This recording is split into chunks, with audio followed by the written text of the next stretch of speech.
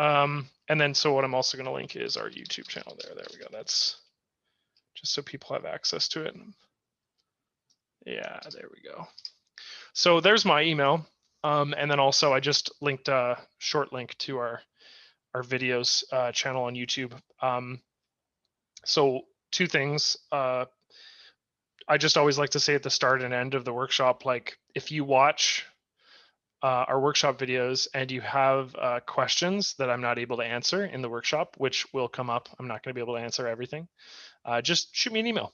I respond to almost everybody I can with questions or comments, or what I do is I forward feedback that people are offering to the developers. So if you're interested in seeing a particular feature in the software, I do a pretty good job of sending those to their respective departments and their respective developers so that they can be considered for future editions of ACDSee.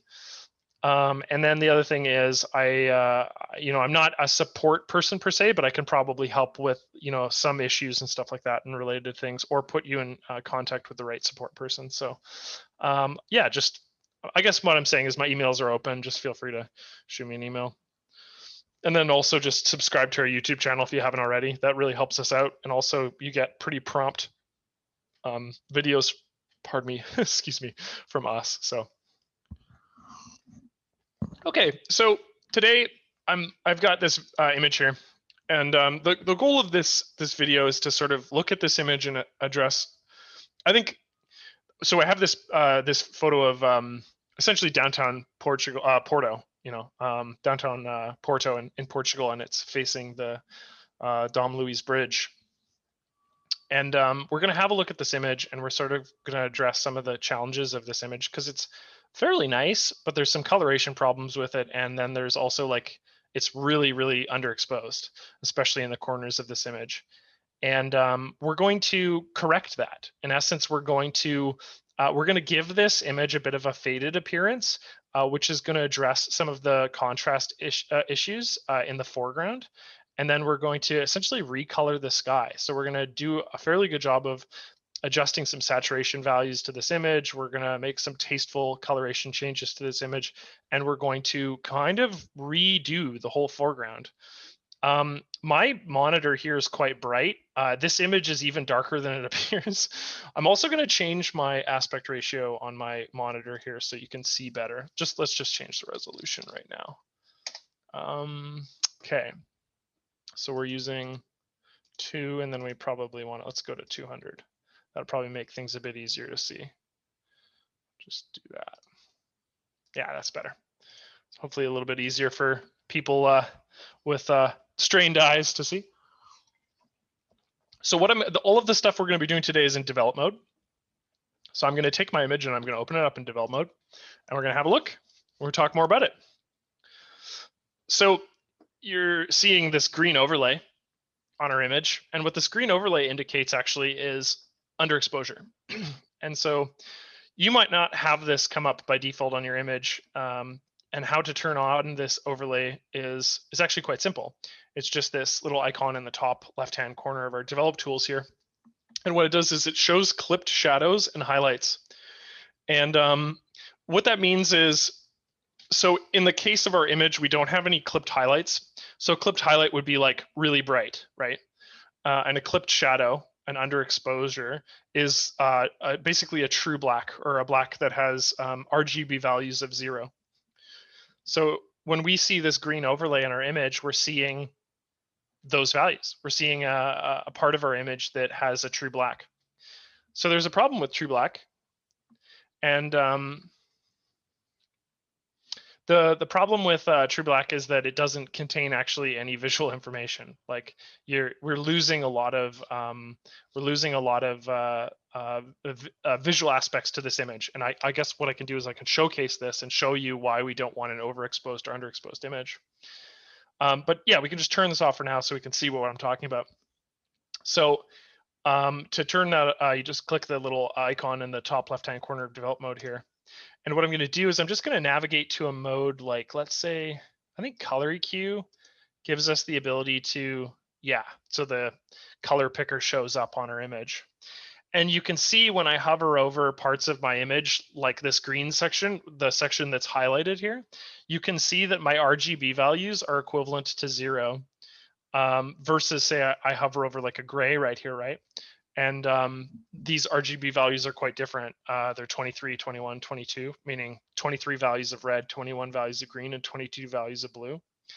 But this is like really interesting information, because if we actually look at the histogram, which is in the top right hand corner, which I'll expand for the purpose of this this conversation, you can see that we have our blue levels here. And if you can see this, you'll notice that they massively spike over in the corner here, which is black, right? This corner on the left is true black, and this corner on the right is true white.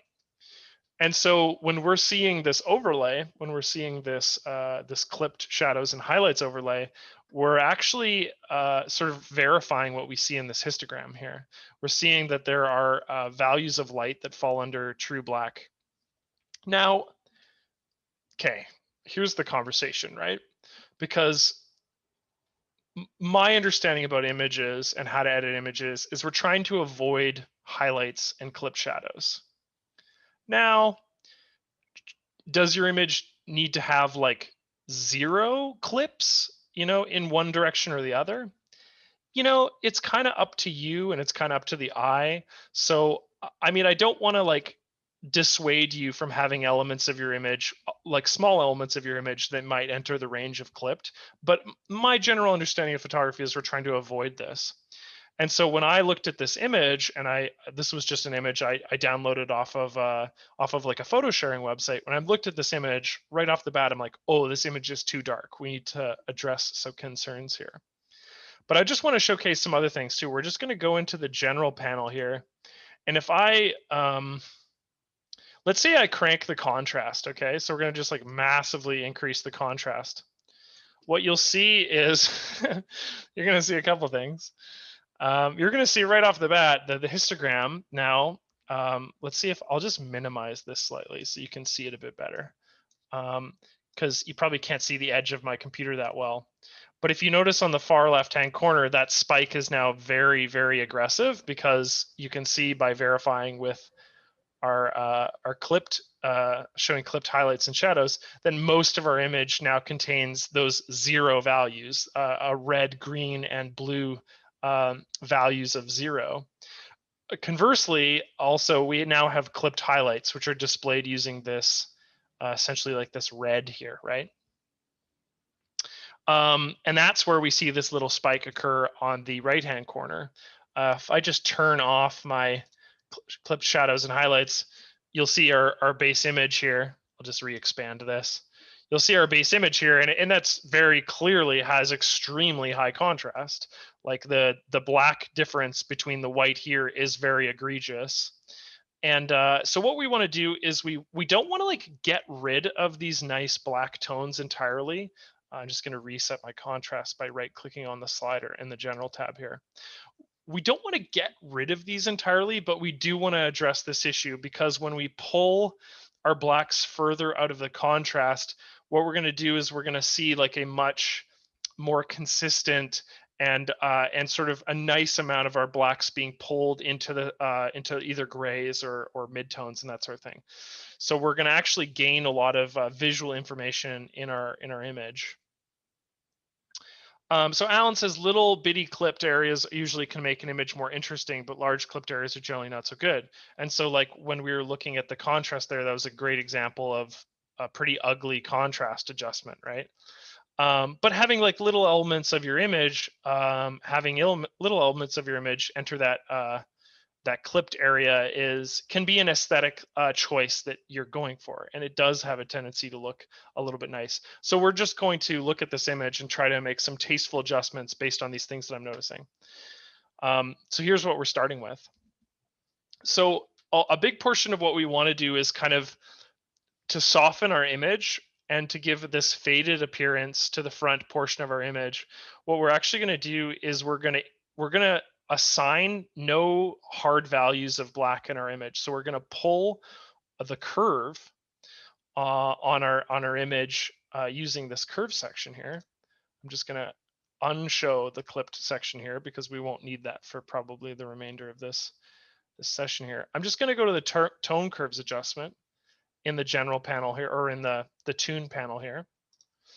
And what we're going to do is we're going to take the RGB values, right, which are the combined light values. That's why they're sort of represented with blacks and whites here with tone, not with specific color. And what we're going to do is we're going to make like a really gentle curve that sort of starts in the shadows section here, but doesn't actually introduce any hard blacks, any of those like 000 value blacks. And to create this curve, it's super simple. All I'm going to do is I'm going to take my far left-hand corner here and I'm just going to pull it up. And as you can see, as I do that, I'm looking at my image now. So all these elements that were previously displayed by either shadows or blacks are being pulled further into the grays, right? So we're actually, and as you may notice, because we pulled our elements into the grays, you're noticing the foreground.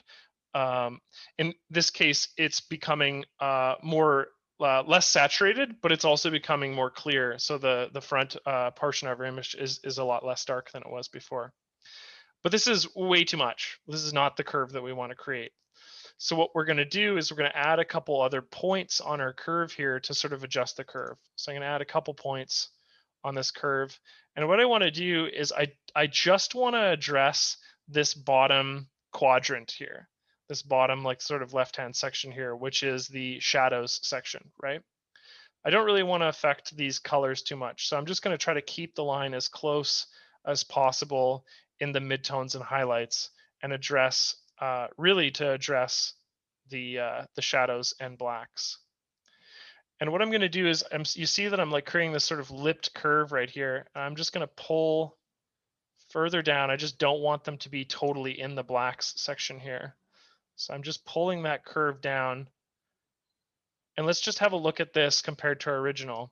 So here's our original that had these underexposed blacks. And then this is the gray, that sort of faded appearance that we're getting, but pulls a lot of our image into that realm of gray, which improves the visual information that we can see here in our image. Also, if we go up to our show clipped shadows and highlights, so now it's turned on, as you can see, indicated by this blue. You can see that because there's no blacks here that are entering in on this histogram in that far left-hand corner and in the 0 values, that we're not getting a visual representation on our image that shows that green overlay. So in essence, we don't have any like hard blacks like we had before. And we'll probably come back to this and play around with this a little bit more. But as a starting point, let's sort of move on because this curve is sort of where we want it to be. So one of the goals that I had with this image is I wanted to address the colors here. How do you quickly compare two images? We'll actually show this at the very end. It's a very easy way to compare two images just in manage mode. But we'll have a look at the before and after with the finished process and also the original.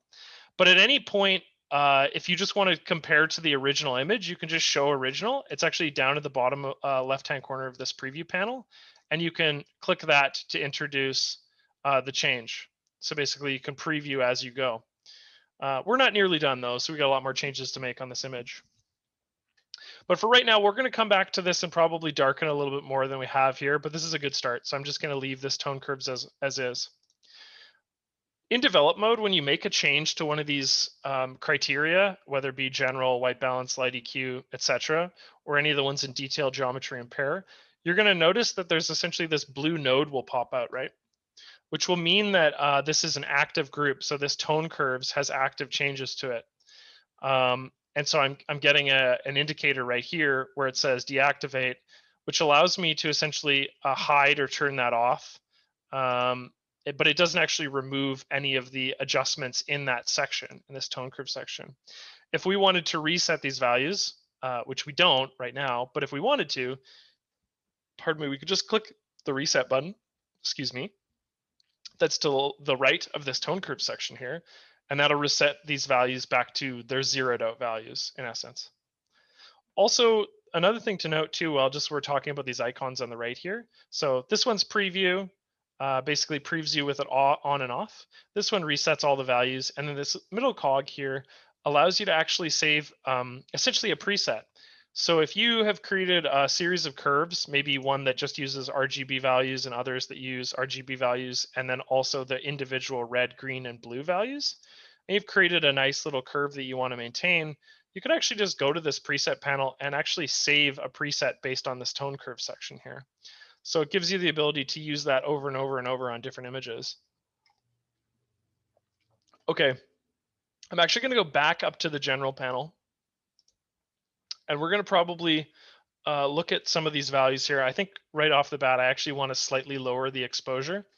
Part of the reason why is because we get some really good information in the center here that we're going to recolor this area to sort of get a better appearance in the section here. But I think I just want to just slightly bring down the exposure, not too much. I just want it to appear a little bit darker. And then the other thing too is I think we're going to dramatically decrease the contrast. So as I do this, you can see that all of these values in the center here, it's very noticeable on the side of this building. These values become less saturated, and when they become less saturated, they lose a lot of the strength of their color, and they gain more like median sort of gray values. They're less close to true hues. We don't need it to be that aggressive in this case. If I did the opposite, for example, here, I'll just show you again. You can see that these colors, like these yellows on the side of this building here, are extremely bright and they really have a lot of hue to them. And these blacks are really quite black. One of the benefits to doing this is we gain these sort of really nice hues, but we lose a lot of the actual detail in the image. So when we reduce contrast, which is going to be the goal here, we're essentially flattening out the image a little bit, and we're gaining a lot of visual information.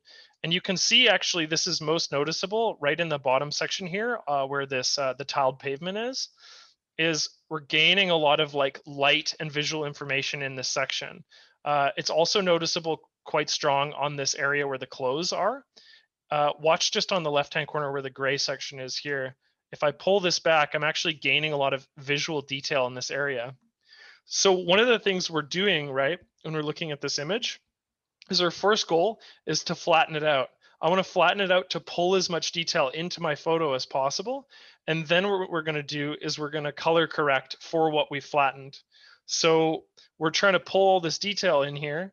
And then what we're going to go through is we're going to go and look at this image again and say, well, these are the things I really wanted. Like I really wanted this bright orange value that's on the side of this building here. I just want to have more clarity in this area, which we're gaining by, in this case, lowering the contrast. So I'm going to lower this contrast. I think we're just going to lower it to say -50. And again, none of these are hard values. We might come back to them in the future just to have another look at them. But for right now, I think that's a fairly good place to live. Let's go into light EQ and address some light EQ concerns as well. And just as a sort of a recap, what we've done so far. So everything we're doing is in relation to color, right? It's not in relation to detail. So we're just in the tune tab here on the left. And then the two things we've done to this image is essentially we've brought up the blacks and introduced them into what I like to call as the shadows. So we've basically made them more gray. And what that's done to our image is it's addressed this clipping issue where we had these like true blacks that were like very aggressive in the foreground. And then the other thing we've done is we've just gone in and we've slightly reduced the exposure. So we've taken the whole image and we've just darkened it slightly. And then we've taken the contrast and we've pulled that way down, which what that does is it pulls more gray, I guess, into each and every color. So it desaturates our color. And that's good. What we're going to is we're trying to flatten this out to resaturate it in a second here. Okay, so light EQ. In light EQ, I don't think we need to get too complicated. I just did a relatively short tutorial on these different modes in light EQ, but I think we're just going to stick to the basic. And what the basic is going to enable us to do is either increase or decrease the values of shadows, midtones, and highlights. Light EQ is a really effective method of making shadows darker or increasing the light in the shadows. In this case, I guess what shadows are being considered is things that are like within this, things that are within this realm of the histogram. You see underneath the histogram here, you've got this black bar that slowly turns to hard white. And earlier we were trying to remove elements from very far over here on the left in this true black area, and we're trying to avoid these true whites showing up too much in my image. So shadows sort of refers to this area of that that gradient bar, whereas midtones sort of refers to the central area of this this gradient bar here, and whereas highlights refer to this area here, these sort of higher up. And again, all of these terms are what are they? They're not like hard and fast rules. They're just referring to relative spectrums of light. So let's go back over to the light EQ panel on the left here. Jamie said light EQ is their favorite tool. Light EQ is an incredible tool, and it's quite complicated. I don't want to bombard you with the complication. Like I said, I've talked about it in a previous tool. Well, complicated is the wrong word. It's a very, very versatile tool that has a lot of functionality. I'm going to slightly make the shadows a little bit darker. So you can see that when I really pull this down, say like -100, we're sort of like running into this issue again where we've added these really dark grays to the whole area in the background here. And we don't want that. We just want to slightly darken the shadows. We just want to basically honor that the starting image that we had, where this section here was a little bit darker. And the reason why we want to do that is because we've got this beautiful center ground that we're trying to accentuate, right? I'm going to settle on, I think, -14 for the shadows here. Now we're looking at the midtones. Let's see what we want to do. Okay, we definitely don't want to go down in our midtones. Interesting. I might bring up the midtones just slightly. So the midtones is basically this range of our image with avoiding some of the highlights here. That's way too much, obviously. But if we just bring it up even slightly to about 7, it just, again, it kind of solidifies this sort of dark light divide in our image here, which is nice. And then highlights, okay, we don't want to blow out our highlights, so we're going to avoid that. We'll probably pull them down a little bit, actually. And one of the benefits of doing so, if I really pull it down, you can see that there's a really nice, there's way, way, way, way more information in these cloud regions here. Whereas if I crank it up, we lose a lot of the detail in the highlights here. It becomes, in this case, clipped. But what I want to do is actually pull it down a little bit. And I'm getting a kind of a somberness from that, which I like. And we're getting a lot more information in the skyline here. Again, these aren't hard and fast rules, but we might come back to these. But for now, that's a good place to leave it. Okay, so we've addressed some lighting concerns. We're not done here, but we're going to sort of move our transition. We're going to move our focus to the center of this area here. We're going to address some color concerns. So what I want to do with this image, right, is I don't want this like bright yellow and bright blue. They are nice complementary colors, which is good. But what I think I want to do is like give this more of an autumnal setting. And to do that, like give it more of a later on in the day, sort of like the twilight hours of the day. I want to give a nice golden appearance to this yellow area here. So we're going to go through is we're going to actually adjust the colors in this area of our image. And we're also going to adjust the blue to then correspond to that color. In essence, we're going to make a choice to make this more orange. And then what we're going to do is we're going to create a complementary color in the sky that works with that orange, which, as you will find out, will be more of a aqua, kind of like a just slightly off blue here. I'm going to collapse light EQ. We're done with that for now. Let's go over to color EQ and let's play around with some saturation. So the color that I want to saturate more of is orange in this image. I don't really want to further emphasize yellow. Let's see if I can just pull up the orange tab here and start to get a more true to form, more what we're looking for. And all we're paying attention to is the side of the building that captures the light.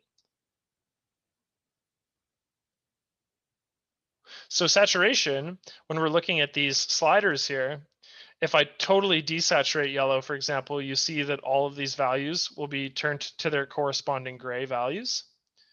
And if I really crank this yellow, it actually does do a nice job of making this look more orange, but it's way too strong. So I'm going to pull that down quite a bit. And I'm just going to find a home for it. And we'll come back to these values as well. I think what I'm going to settle on is I'm going to increase the yellow saturation by a little bit and increase the orange saturation by a fair amount. We're just playing around with saturation values. I'm not looking at to change the hue of any particular color. I'm not looking at increasing the brightness. I'm happy with the brightness in relation to this image. But I do want to change the blue in this background to a color that I think that would fit better with this yellow here. So I think in order to do that, actually, we're going to skip away from color EQ, and we're going to use the color wheel here.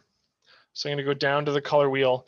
The color wheel is going to work fairly similarly to the hue slider in color EQ, but I think what you'll find is the color wheel might actually be able to capture more of that range of blue in this background here. It might just be a little bit more general of a tool for this area. So the color wheel, what it does is basically you can select a color. So when I rotate this color wheel around, you can see that different portions of my image light up, right? You can see that when I pull it into the blue area, it just showcases a sort of a highlight on the sky. Whereas if I pull it into the yellow area, you can see that it highlights the side of our building that we're planning on further saturating with a bit of orange. There's very little green in my image. You see a little bit right over here.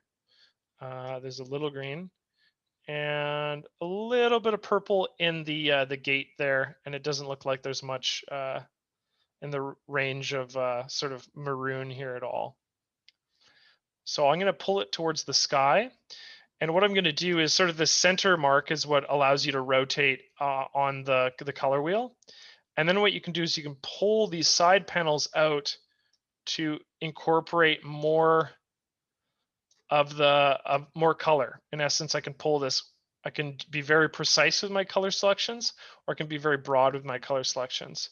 So in this case, I'm making a color selection using the color wheel that incorporates a little bit of purples, blues, and even as close to a bit of cyan here.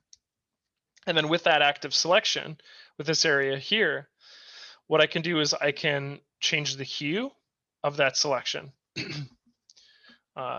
That looks really bad.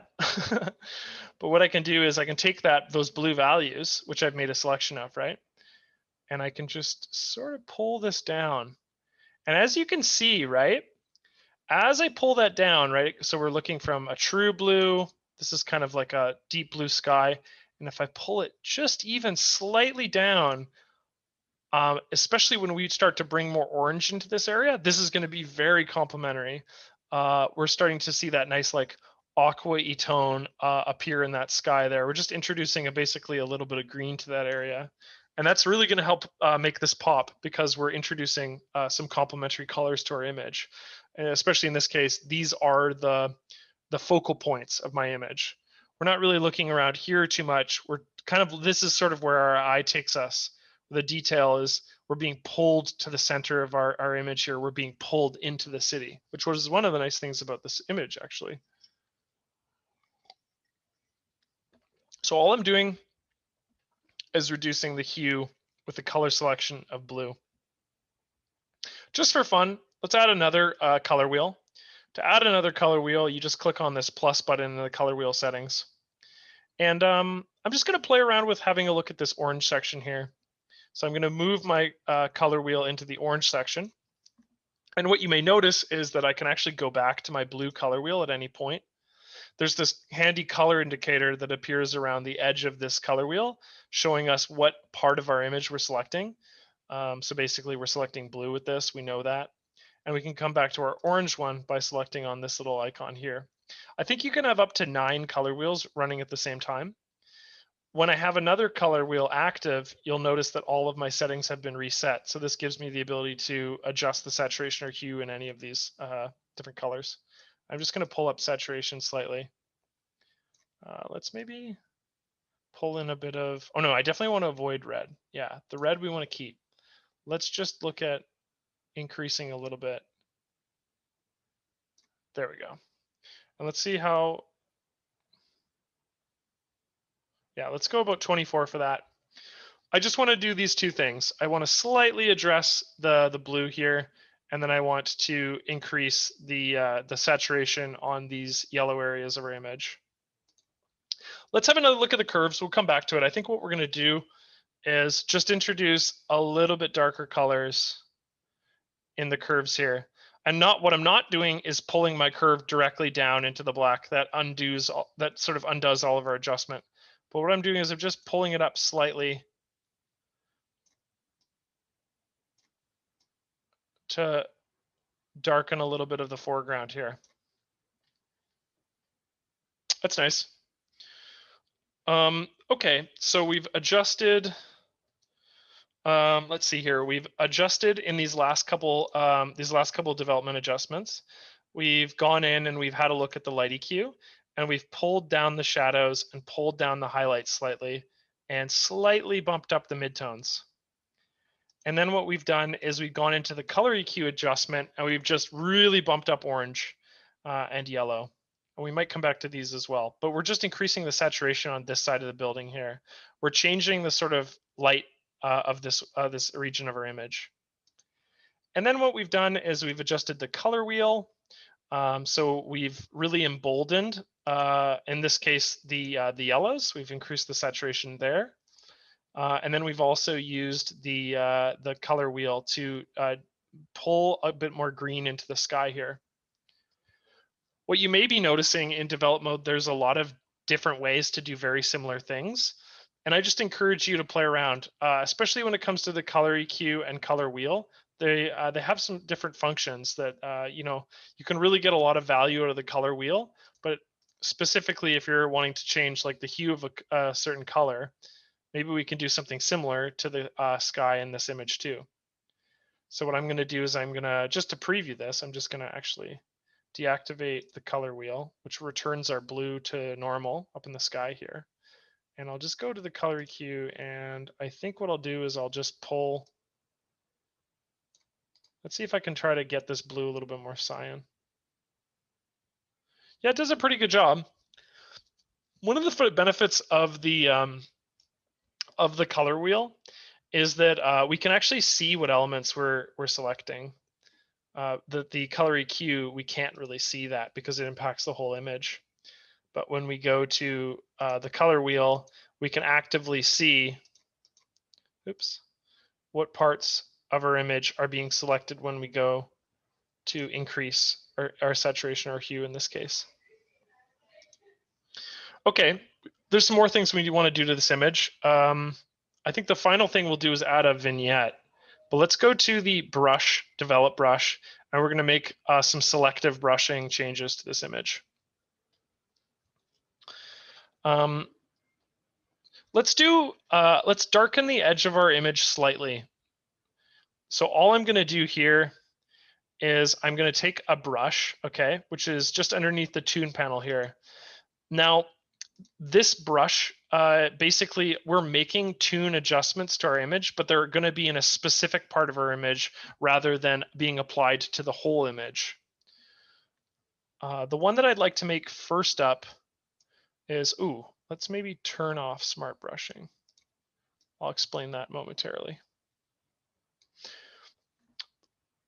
So I'm going to just make a general selection with very high feathering around the edge of our image. I'm just going to pull a kind of a curve in and go around. And you'll see that my image has this red overlay. And all this red overlay is showing us is where our brush selections are going to be applied. you can turn off this overlay by clicking on the Show Brushstrokes button that's just in the development panel here. So I'm just going to click on that. And then when we go to, say, drop the exposure, you can see that adjustment just being applied to the area, that area of our image. But that's not what I want. Let's have a look here.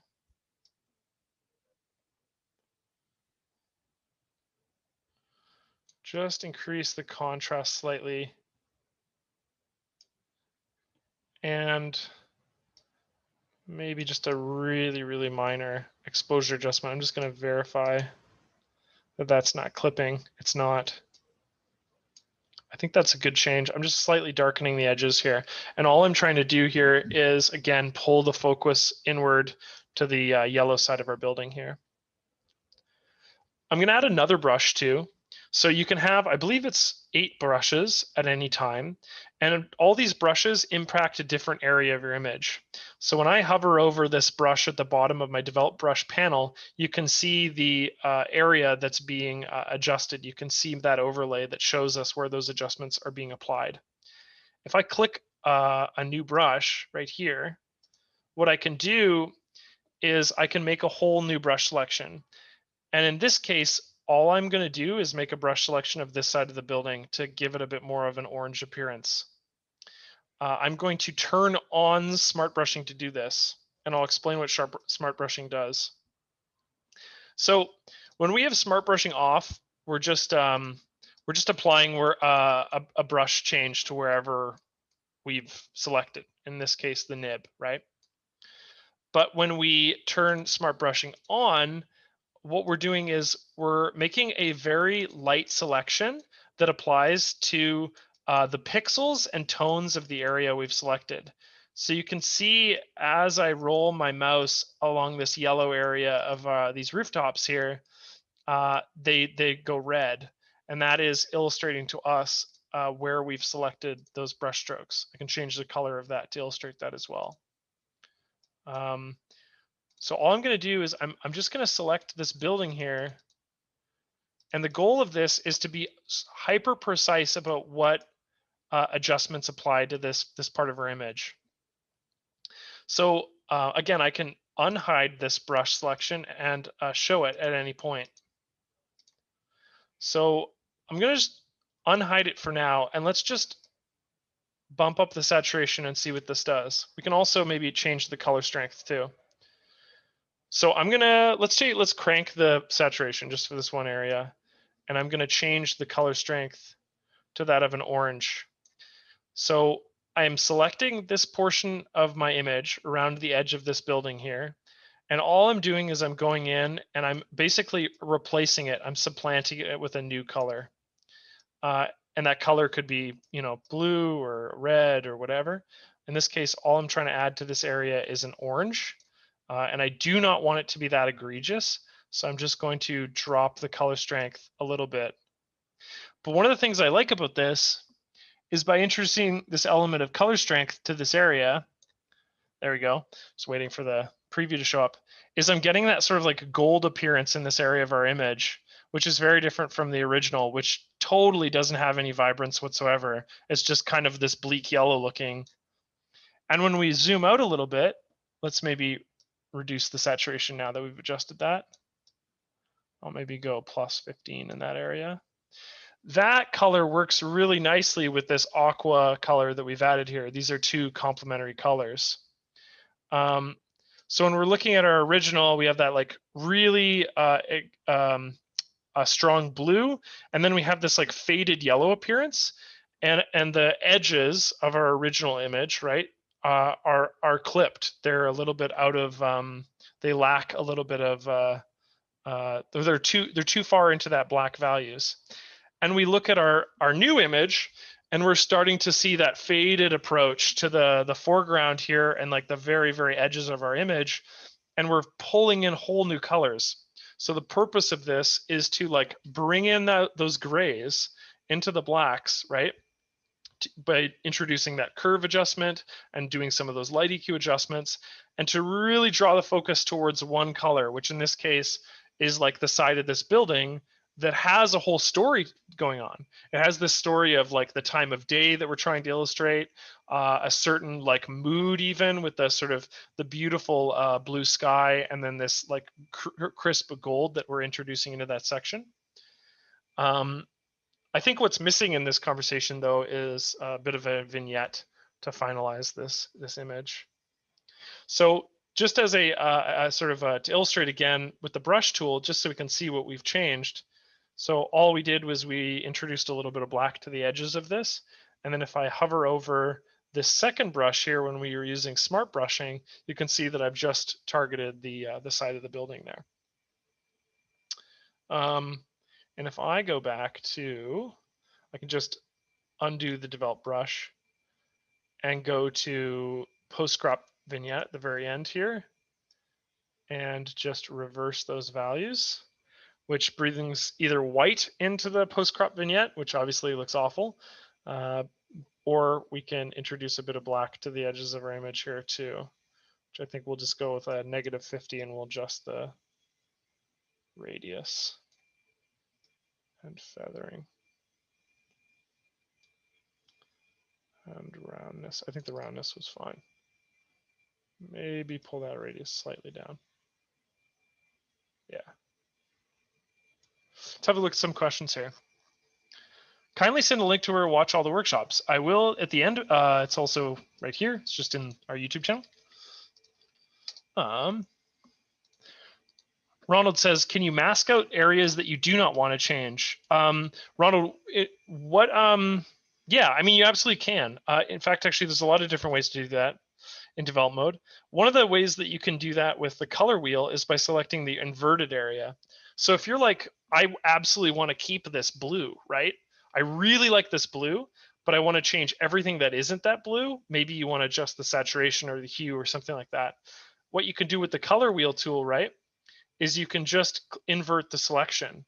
And so in this case, what we're doing is we're applying some form of adjustment or another to everything that isn't blue in this case. So there's no direct masking, in develop mode, not like there is in edit mode, but there's lots of ways to create that sort of like masked selection. I showed you one by using the brush tool. You can also invert your brush. Let me see if I can do this. So in the case of, let's say here, the side of our house, right? We can take this brush selection, and provided we're on this change, we can actually inverse that change to apply to everywhere other than our image here. So now what we've done is we've selected everything that isn't the side of that building there. Let's see if I can showcase that again. So you can invert any individual brush or gradient or radio gradient settings by just clicking on the invert brushstrokes section there. So here, I'll just go back and forth so you can get a visual idea. So original, and then if I was to invert it, there we go. Original and inverted. So as you can see, there's ways to take masks, whether it be with color selection like we did with the color wheel, or individual actual selecting particular elements to our image and do those changes using the invert tool there. I'm just trying to think of other things that you can invert. I know the color wheel's one. I don't think you can invert tone wheels. Can you invert color? No, I think that's it. It's anything that selects a specific portion of your image, in which case this would be the color wheel and the brush tool.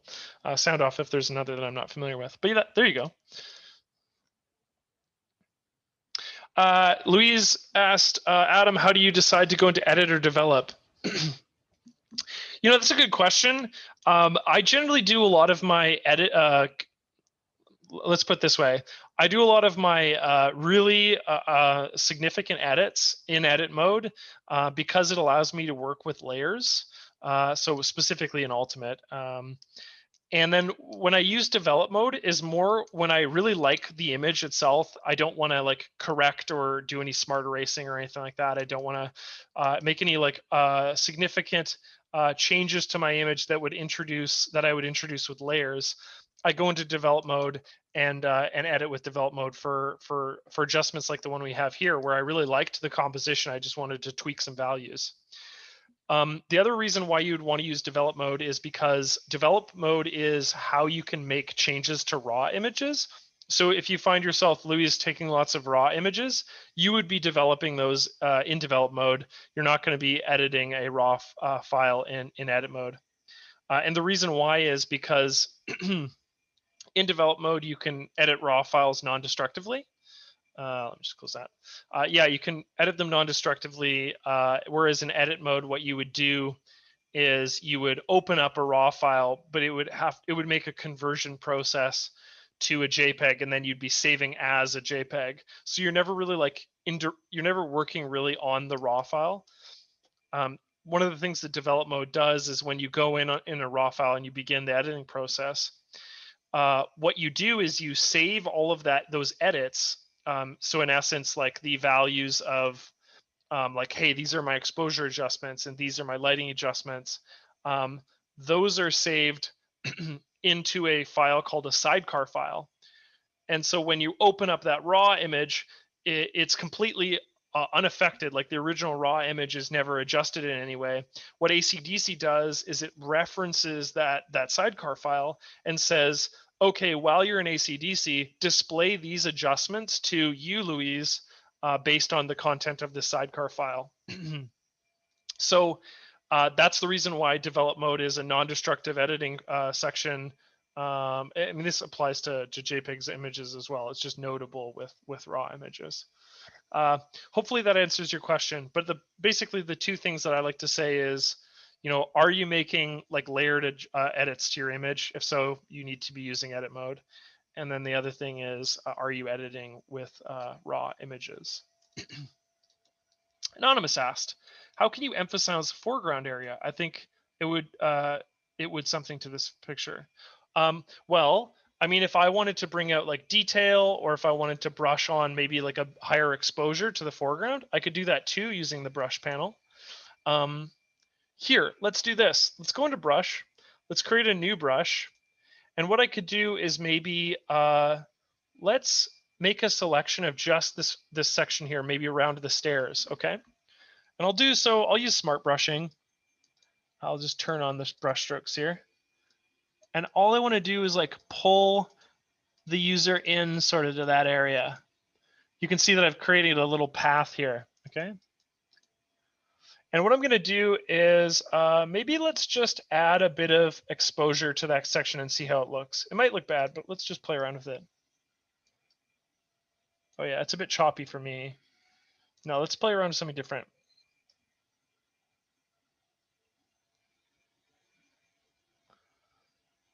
Maybe I add a bit of fill light in there, and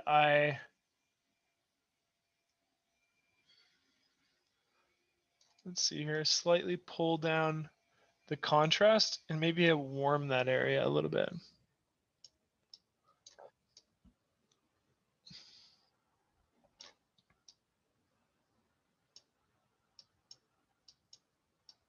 You know what this might even benefit from actually is, let's not do magic because of the cobblestones are kind of sort of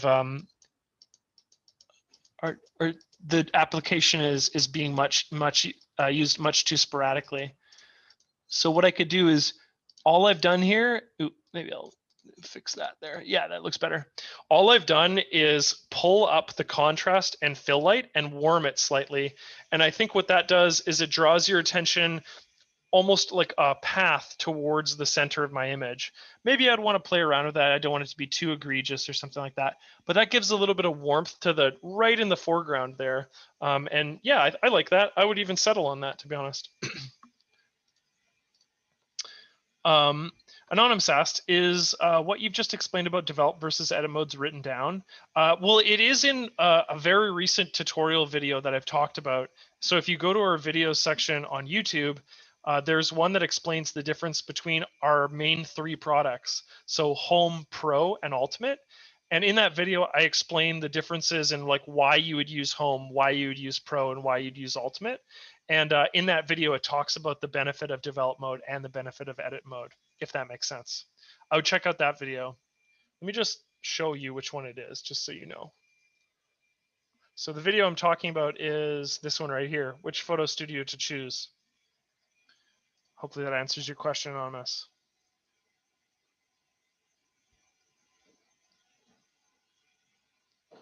Ola asked, my job timing always right. Oh yes, in regards to the workshop, it'll be available on our YouTube page. I'll just again relink that. But yeah, 100%. That is something that you can watch later. It'll be available to our YouTube page probably in about 2 days. I'll have up time to upload it and edit it. So yeah. Okay, Brenda asked, what is the difference between light EQ and tone curves? Light EQ, okay, so both are interacting with light, right? Tone curves allows you to edit specific colors.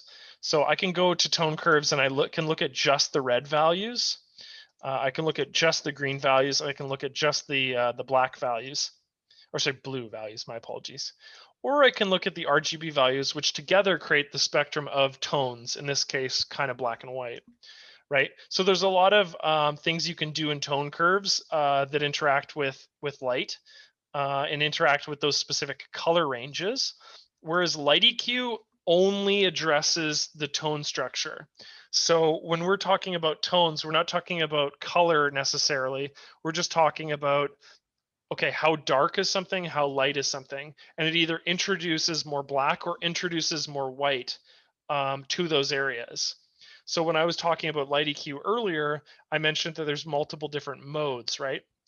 So the starting mode is basic, which splits light into 3 categories. It says light is shadows, light is midtones, and light is highlights. If I go over from basic to something like standard mode, right? What it does is it takes light and it splits it into 5 categories of brightness and 5 categories of darkness. So what we're doing is we're adding more qualifications to what we consider in this case, light, right? We're looking at darks and lights, and we're adding more integers in between that. And then the difference between standard and advanced is very much the same thing, but the main difference is that instead of 5, categories of brightness and 5 categories of darkness, we've gone ahead and we've actually added 100 of them. So there's 100 sliders in essence. So there's 100 integers of lightness and 100 integers of darkness. But again, the easiest way to understand light EQ is to just think of it in this way. We're taking light and we're qualifying it, and we're basically giving a slider. So you can push or pull a knob depending on how many sliders there are. And that will brighten or darken depending on how you're interacting with that range of light in your image. So while they do similar things, right, in essence, I can adjust the tone curves to darken an image, or I can adjust light EQ to darken an image. You'll find that if you're interacting with color more, right, you really want to interact with color. Tone curves is going to be more useful for interacting with specific ranges of color, and light EQ is going to be better suited to interacting with specific tones in your image, areas of light in your image. Hopefully that explains everything for you. Alan asked, a man who told me about ACDSee told me light EQ is some of the most useful stuff. Well, light EQ is, yeah, I mean, it's a hugely powerful tool. And actually, it's proprietary to ACDSee. There's no tool like light EQ in any other photo editing software. I guess I don't need this to be so big. I realize I've been editing this whole image with my histogram to be huge. Alan, we talked about that earlier. Ed asked, would it be possible for share your computer configuration with us so we compare with ours for working with images? Maybe. I think the other thing too is I do believe we have a recommended specifications on each of the ACDSee pages. Like if you go to Ultimate, there's a recommended specifications down at the bottom. Maybe though, I'll get back on that. Maybe send me an email for that one. Jason said, light EQ standard has saved my butt on many occasions when I had my aperture a bit off. Yeah, it's me. I mean, I take less photos, but it has saved my butt on several occasions as well. Freddie asked, I don't have Ultimate 2021. Is there a way to work with tones without the wheel? Yeah, I mean, as I mentioned earlier, so if you don't have Ultimate 2021 and say you're working with, let's say, for example, you're working with Pro 2020, what we did to the sky here, right? When I was talking about the color EQ panel, I said like, hey, I can go to the hue section of color EQ and I can make very similar changes. They're just not as precise as with the color wheel. So when my concern was like, okay, so here's our old blue sky. There we go, back to that original blue. I can say like, okay, well, I wanted to change that blue value and I wanted to change the color of it, the hue of it, right? So what I can do is I can move that hue further into the sort of cyan section here to get a very similar effect. Again, the difference is that I can't see what is being selected, and it may be affecting other parts of my image that I hadn't intended. But it works super similar. It's just not as intuitive as maybe the color wheel is. So what I would suggest, Freddie, is play around with color EQ in either develop mode or edit mode, and you'll be able to create adjustments that I think will work similar to the color wheel, if that makes sense. Rudy asked, I'm just making the conversion from the earliest version of ACDC. The slides were already very powerful. Well, hey, I mean, that's you. If you've been probably using it a lot longer than I've been even working at ACDC, so that's very cool. Okay, so what I'm going to do, let's compare these images, right? I just want to make sure that everything is selected. Oops. Yeah, we don't need to do that twice. There we go. So somebody asked earlier, how do I compare these images? And that's a great question. So what I'm going to do is I'm just going to navigate away back to manage mode. Let's see, I can't see manage mode because it's covered over by the zoom screen. So I'll just click that. And I'm going to save the changes to this image. And so now we're back in manage mode. And all I'm going to do is I'm going to make a copy of our most recent image. And I'm just going to return it to its original processes. Just to show you so this is the one I made before the workshop, just for clarity's sake. This is the one we made right now together. And then this one, I just made a copy of my my image. And all I'm going to do is right click on it, go to process and restore to original. And that basically removes any development changes. So I can have a look at my two images. Let's take this left one here, which is my adjusted one that I made, and take my the original. And I can go up to compare images by right clicking on my images in manage mode. I believe I can also select two images, and I think I could just click compare images down underneath the film strip here. And so that'll bring it up. And so our right image was the original and our left images were the adjustments. And the big takeaways from this is there's no clipped blacks. We've really warmed up the side of their building and totally almost impacted the change of day, right? We've sort of really brought it into the latter half of, twilight of an evening, and then gone in and adjusted the green. And then I guess someone also suggested to sort of just bring up a bit of fill light and highlights just in this foreground area, which I think actually really improves the image and gives a lot of visual storyline and narrative to this image as well. So that's the old and new. Yeah. Let's see if I missed any questions. Compare the images. There we go. We talked about that. Yeah, so that's covers pretty much everything that I wanted to touch base today. This workshop was an easy hour. So I guess what I would like to see now is, like I've said before, if you have any questions for me, please email me. I'd love to answer those as I can this week. If you would like to rewatch this workshop, it'll be available in a couple days. I'll probably upload it either tomorrow or the day that follows. And what else is there to say? I'll relink my YouTube channel so you can check that out. And if you have any suggestions for the developers, you're like, hey, Adam, I really like ACDC, but I'm disappointed that you don't have X tool or Y tool. Send me an email and I pass those off to the developers. And one of the benefits of that is ACDC is not a big company. Like, we're a fairly moderate to small size company. And we really do listen to everybody's feedback in regards to adjustments or changes to the product. And we kind of do it on a first come first serve basis. So when people ask for something, we add it to a tally, and the people that ask for like a tool, depending on how many people asked for the tool, we try to add it to the software if it's really something that people want. So, do you already know when Ultimate 2022 will be released? September? It's generally September, early October. Yeah. Yeah, that's right. September or October. Yeah. Um, Hopefully that's helpful, John. Our release cycle is generally around the end of just before the end of the year. August is very busy for for us at ACDSee, so pushing product out. Yeah, but if anyone doesn't have any further questions, like I said, please email me, and I'm gonna jump off, or rather, I'm gonna mute my mic and just leave my my links up there so you can grab them if you need to before I close this workshop in about 5 minutes here. But yeah, you're most welcome. Obviously, stoked to do these workshops. Very excited about them.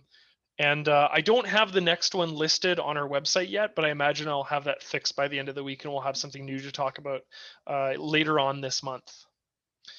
You're welcome, Kevin. Thank you, Robert. Thank you, Graham. Thank you, Jason. Thank you, Brenda. Thank you, Paul. Yeah, you're most welcome. Thanks, John. Cool. Have a great rest of your day, wherever you are in the world, and I'll talk to you next time.